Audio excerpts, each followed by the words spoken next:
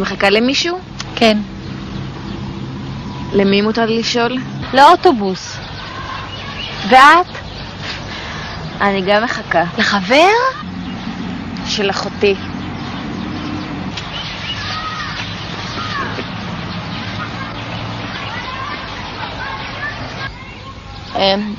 אתן מחכות פה למישהו אם מותר לשאול? כן. אז למה הוא לא בא? בגלל הגשם. איפה הגשם? ואיפה הוא?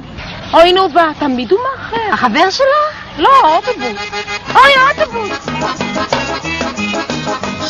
ישנן בנות אשר יוצאות כל אחד אם הן רואות בחור נחמד הן מוכנות לטוס מיד איתו אפילו עד אילת. אבל אני איני כזאת, אבל אני איני כזאת. מי שאין לי ביטחון איני יוצאת גם מהכל. ישנן בנות שמתלבשות כמו בז'ורנל, החצאית עולה אל על ובחולצה יש חור על חור שכל אחד יוכל לבחור.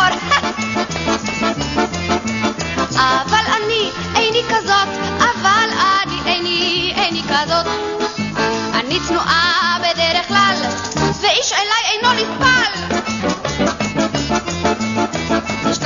ישנן בנות שמשתגעות ממש על קליף ולא רוצות אין שום תחליף, רק קליף ביום וקליף בליל וקליף הוא מלך ישראל. אבל אני איני כזאת, אבל אני איני כזאת. אני אוהבת מיני אז את יוהאן באך, סבסטיאן ג'אז.